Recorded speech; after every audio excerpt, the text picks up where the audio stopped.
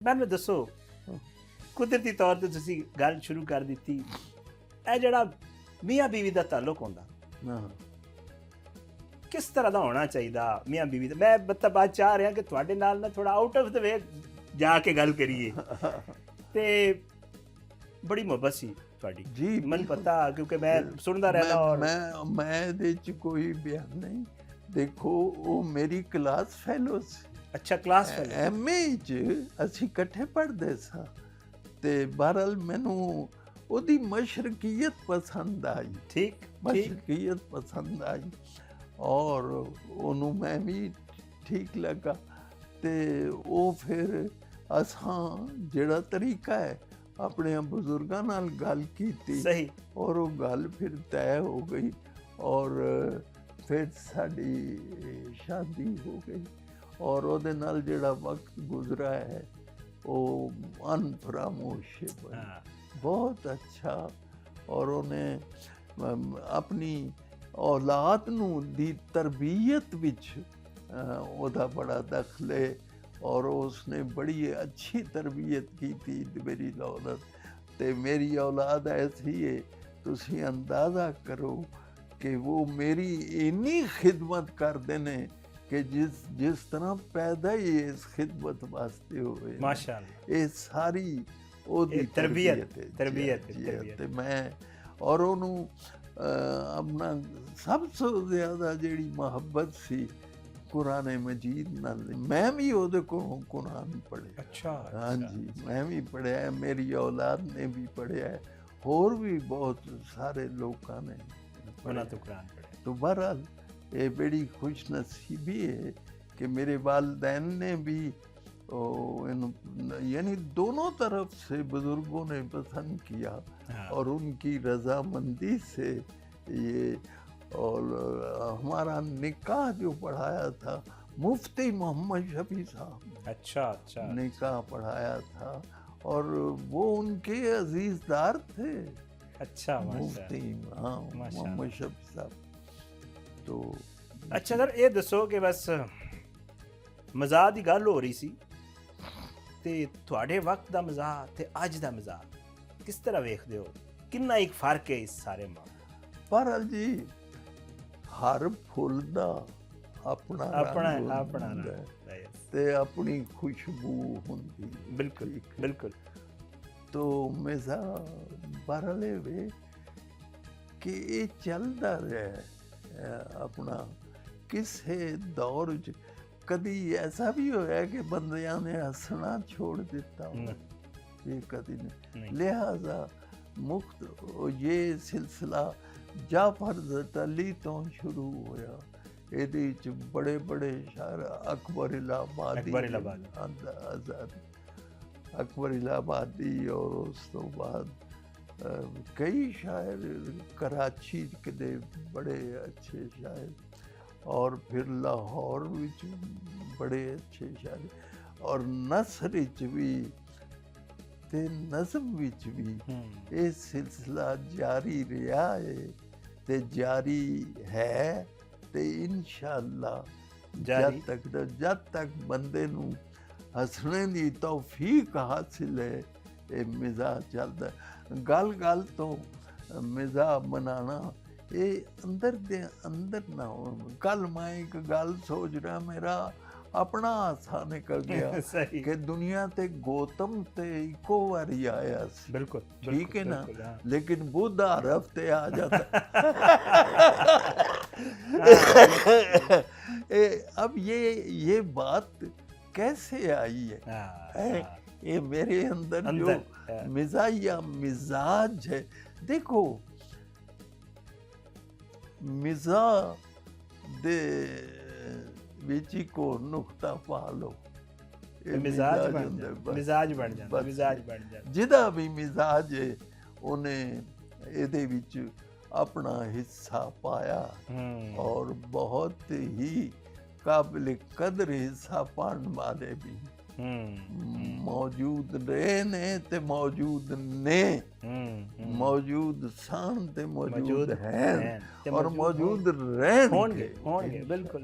ते मैं चाहांगा मैं तो क्योंकि प्रोग्राम के दरमियान ही जरा इस वास्ते नहीं सुनी कि वो नज़म ही इस तरह दी है ਕਿਹੜੀ कि माँ ते मैं अच्छा। चाहांगा कि तुसी एक ते वो लिखण दी वजह के बनी ਹੈ लिखण दी वजह के बनी और फिर वो तुसी लिखी ते फिर दुनिया ने सुनी और दुनिया अज भी सुनदी ते ਉਹਨੂੰ सुन के ਜਿਹੜਾ ਹੈ ਉਹ ਜਿਹੜੇ ਮਾਂ ਦੇ ਨਾਲ ਜਿਹੜੀ ਤੁਹਾਡੀ ਅੱਛਾ ਉਹ ਗੱਲ ਇਹ ਵੇ ਕਿ ਮੈਂ ਕਿਉਂ ਲਿਖੀ ਇਹ ਨਜ਼ਮ ਅਸਲ 'ਚ ਗੁਜਰਾਤ ਦੇ ਕੋਲ ਇੱਕ ਕਸਬਾ ਹੈ ਕੁੰਜਾ ਬੜਾ ਮਸ਼ਹੂਰ ਕੁੰਜਾ ਹੈ ਜੀ ਕੁੰਜਾ ਸੁਣਿਆ ਹੋਣਾ ਉੱਥੇ ਦੇ ਬੜੇ ਮਸ਼ਹੂਰ ਸ਼ਾਇਰ एक गनीमत कुंजाई है जी कुंजाही बिल्कुल और एक शरीफ कुंजाई तो शरीफ साहब नाल ते मेरी मुलाकात रही है और रीसेंट अकीदत रही ਉਹਨਾਂ ਨਾਲ जी ਉੱਥੇ ਜਦੋਂ ਮੈਂ ਬੀਏ ਕਰਨੇ ਤੋਂ ਬਾਅਦ ਮੇਰੇ ਵਸਾਇਲ ਨੇ ਨਹੀਂ ਸਨ ਮੈਂ ਐਮਏ ਜੁਆਇਨ ਕਰਦਾ ਲਿਹਾਜ਼ਾ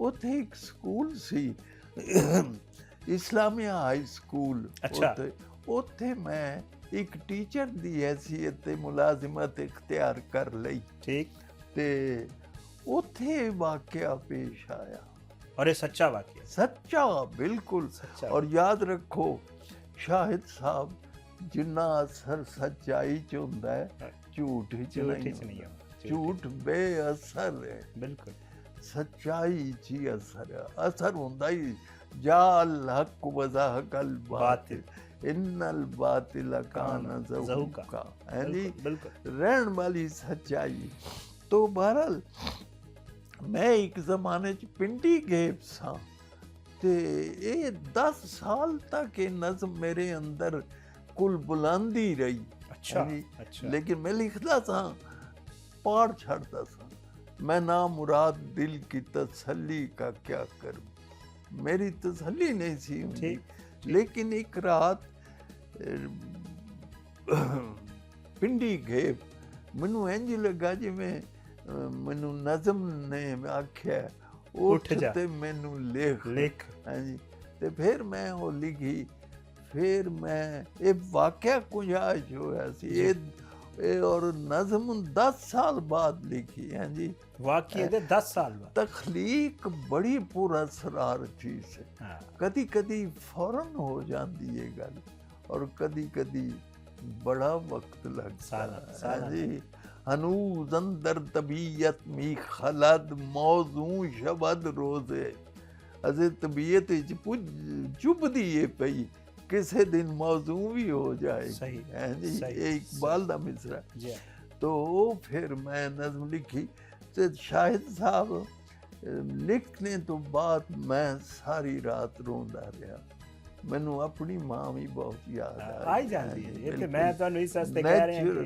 ਨੇਚਰਲ ਹੈ ਇਹ ਤਾਂ ਨੇਚਰਲ ਹੈ तो बहरहाल मैं सुना देना ਉਹ ਮੁੰਡਾ ਸਕੂਲੇ ਦੇਰ ਨਾਲ ਆਇਆ ਬਸ਼ੀਰਾ ਤੇ ਦੋ ਮੁੰਡੇ ਨੇ ਅਕਰਮ ਤੇ ਬਸ਼ੀਰਾ ਦੋਵੇਂ ਕਲਾਸ ਫੈਲੋ ਨੇ ਉਹ ਬਜੀ ਉਹ ਦੇਰ ਨਾਲ ਆਇਆ ਮਾਸਟਰ ਨੂੰ ਪੁੱਛਦਾ ਅੱਜ ਬੜੀ ਦੇਰ ਨਾਲ ਆਇਆ ਹੈ ਓਏ ਬਸ਼ੀਰਿਆ ਉਹ ਹੈ ਤੇਰਾ ਪਿੰਡ ਤੇ ਨਾਲ ਹੀ ਸਕੂਲ ਹੈ ਤੇ ਜਾਏਗਾ ਤੂੰ ਮੇਰੇ ਕੋਲ ਹੱਡੀਆਂ ਬਣਾ ਕੇ ਤੇ ਆਇਆ ਤੂੰ ਅੱਜ ਦੋਵੇਂ ਟੱਲੀਆਂ ਕੁਸਾ ਹੀ ਇਜ਼ ਲੇਟ ਬਾਈ 2 ਅਨਾ ਮੁੰਸ਼ੀ ਜੀ ਮੇਰੀ ਇੱਕ ਗੱਲ ਪਹਿਲਾਂ ਸੁਣ ਲਓ ਇਹ ਅਕਰਮੇ ਨੇ ਉਹਦਾ ਕਲਾਸ ਨੇਰ ਜਿਹਾ ਨੇਰਾ ਚ ਪਾਇਆ ਜੇ ਮਾਈ ਨੂੰ ਇਹ ਮਾਰਦਾ ਹੀ ਬੀਟਸ ਹਿਜ਼ ਮਦਰ ਤੇ ਬੜਾ ਡਾਢਾ ਮਾਰਦਾ ਹੈ ਅੱਜ ਇਸ ਭੜਕੇ ਨੇ ਹੱਦ ਪਈ ਮੁਕਾਈਏ ਉਹਨੂੰ ਮਾਰ ਮਾਰ ਕੇ ਮਧਾਣੀ ਭੰਨ ਸੱਟੀ ਬੰਦੇ ਇਕੱਠੇ ਹੋਣੇ ਤੇ ਉੱਥੋਂ ਭੱਜ ਭੱਗਿਆ ਚੁੱਕ ਕੇ ਕਿਤਾਬਾਂ ਤੇ ਸਕੂਲ ਵੱਲ ਨੱਸਿਆ ਮਾਈ ਇਹਦੀ ਮੁਨਸ਼ੀ ਜੀ ਘਰ ਸਾਡੇ ਆਈ ਸੀ ਮੂੰਹ ਤੇ ਨੀਲ ਸਣ ਸੁੱਜਾ ਹੋਇਆ ਹੱਥ ਸੀ ਅੱਖਾਂ ਵਿੱਚ ਅਥਰੂ ਤੇ ਬੁੱਲਾਂ ਵਿੱਚ ਰਾਤ ਸੀ ਲਹੂ ਲਹਾਨ ਤੇ ਕਹਿਣ ਲੱਗੀ ਸੋਹਣਿਆ ਵੇ ਪੁੱਤਰ ਬਸ਼ੀਰਿਆ ਮੇਰਾ ਇੱਕ ਕੰਮ ਵੀ ਤੂੰ ਕਰਿਆ ਜੀ ਹੀਰਿਆ ਰੋਟੀ ਮੇਰੇ ਅਕਰਮੇ ਦੀ ਲਈ ਜਾ ਮਦਰਸੇ ਅੱਜ ਫਿਰ ਟੁਰ ਗਈ ਮੇਰੇ ਨਾਲ ਰੁੱਸ ਕੇ ਘਿਓ ਵਿੱਚ ਗੁੰਨ ਕੇ ਪਰੌਂਠੇ ਉਸ ਪੱਕੇ ਨੇ ਰੀਝ ਨਾਲ ਰਿੰਨਿਆ ਸੂ ਅੰਡਿਆਂ ਦਾ ਹਲਵਾ, ਪੋਣੇ ਵਿੱਚ ਬੰਨ ਕੇ ਤੇ ਮੇਰੇ ਹੱਥ ਦਿੱਤੀ ਸੂ, ਇਹੋ ਗੱਲ ਆਖਦੀ ਸੀ ਮੁੜ ਹੁਣ ਮੁਨਸ਼ੀ ਜੀ ਛੇਤੀ ਨਾਲ ਜਾਈ ਬੀਬਾ, ਦੇਰੀਆਂ ਨਾ ਲਾਈ ਬੀਬਾ, ਉਹਦੀਆਂ ਤੇ ਲੂਸਦੀਆਂ ਹੋਣਗੀਆਂ ਅੰਦਰਾਂ, ਭੁੱਖਾ ਭਾਣਾ ਅੱਜ ਸਕੂਲੇ ਟੁਰ ਕੇ ਆਏ, ਰੋਟੀ ਉਹਨੇ ਦਿੱਤੀ ਏ ਮੈਂ ਭੱਜਾ ਲਗਾਇਆ ਜੇ, ਅਕਰ ਮੈਨੇ ਨੇਰ ਜਿਹਾ ਨੇਰ ਅੱਜ ਪਾਇਆ। ਬੜਾ ਹੀ ਇਹ ਤੇ ਮਾਂ ਦੀ ਜਿਹੜੀ ਮੁਹੱਬਤ ਹੈ ਜੀ ਔਲਾਦ ਦੇ ਨਾਲ, ਉਹ ਤੇ ਨੇਚਰਲ ਦੀ ਗੱਲ ਹੈ। ਉਹ ਕਿਸੇ ਨੇ ਕਿਹਾ ਕਿ ਹੋਠਾਂ ਤੇ ਜਿਹੜਾ ਸਭ ਤੋਂ ਜ਼ਿਆਦਾ ਖੂਬਸੂਰਤ ਲਫ਼ਜ਼ ਆਉਂਦਾ ਹੈ ਉਹ ਮਾਂ ਹੈ। ਕੀ ਬਾਤ, ਕੀ ਬਾਤ। ਤੋਂ ਬਾਹਰ ਬਿਲਕੁਲ ਇਹ ਬਸ ਮਕਸਦ ਹੀ ਹੈ ਸੀ ਜੀ, ਸਾਡੇ ਤੇ ਕੋਸ਼ਿਸ਼ ਹੁੰਦੀ ਕਿ ਚਲੋ ਗੱਲਬਾਤ ਤੇ ਹੁੰਦੀ, ਲੇਕਿਨ ਉਹਦੇ ਵਿੱਚ ਕੋਈ ਪੈਗਾਮ ਤੇ ਹੋਣਾ ਚਾਹੀਦਾ। ਪੈਗਾਮ ਉਹ ਵਈ ਜਿਹੜਾ ਮੈਂ ਦੇ ਚੁੱਕਿਆ ਉਹੀ ਕਿ ਸਾਡੀ ਸਾਰੀਆਂ ਗੱਲਾਂ 'ਚ ਇਹ ਜਿਹੜਾ ਮਾਂ ਦਾ ਵੀ ਅਸੀਂ ਪੜ੍ਹ ਕੇ ਸੁਣਾਇਆ ਤੁਸੀਂ ਸ਼ਾਇਰੀ, ਉਹਦੇ 'ਚ ਤੇ ਹੈ ਕਿ ਜਿਹੜੀ ਤੁਹਾਡੀ ਔਲਾਦ ਦੇ ਨਾਲ ਮੁਹੱਬਤ ਹੈ, ਔਲਾਦ ਜੀ ਕਿ ਬਸ ਆਪਣੇ ਵਾਲਿदैन ਨਾਲ ਜੋ ਹੈ ਉਹਨਾਂ ਦਾ ਅਦਬ ਮਲਹੂਜ਼ ਰਹਿਣਾ ਚਾਹੀਦਾ ਹੈ। ਅਬ ਉਹਨਾਂ ਬੱਚਿਆਂ ਦੀ ਪਰਵਰਿਸ਼ ਵਿੱਚ ਜਿਹੜੀਆਂ ਤਕਲੀਫਾਂ ਉਠਾਈਆਂ ਨੇ, ਉਹਨਾਂ ਤਕਲੀਫਾਂ ਦਾ ਹੱਕ ਨਹੀਂ ਅਦਾ ਹੋ ਸਕਦਾ, ਲੇਕਿਨ ਇਹ ਵੀ ਕਿ ਜਿੰਨੀ ਵੀ ਉਹਨਾਂ ਦੀ ਖਿਦਮਤ ਹੋ ਸਕੇ ਉਹ ਅੱਲਾਹ ਕਰਨ ਦੀ ਤੌਫੀਕ ਦੇ ਬਸ। ਔਰ ਇਹ ਸਾਡੇ ਦੀਨ ਵਿੱਚ ਤੇ ਹੈ, ਸਾਡਾ ਦੀਨ ਵੀ ਤੇ ਸਾਨੂੰ ਇਹੀ ਕਹਿੰਦਾ ਕਿ ਦੀਨ ਹੀ ਤੇ ਇਹੀ ਕਹਿੰਦਾ ਕਿ ਵਾਲਿदैन ਦੇ ਸਾਹਮਣੇ ਤੁਸੀਂ ਉਫ ਵੀ ਨਹੀਂ ਕਰ ਸਕਦੇ। ਹਾਂ ਬਿਲਕੁਲ ਬਿਲकुल, उनके सामने कोई गुस्ताखाना बात ना करो। बहुत बहुत शुक्रिया, ਤੁਸੀਂ ਮੇਰੇ ਪ੍ਰੋਗਰਾਮ ਵਾਸਤੇ ਟਾਈਮ ਕੱਢਿਆ, ਨਾਜ਼ਰੀਨ ਸਾਡੇ ਨਾਲ ਮੌਜੂਦ ਸਨ। ਵਾਲੇਕੁਮ ਸ਼ੁਕਰੀਆ।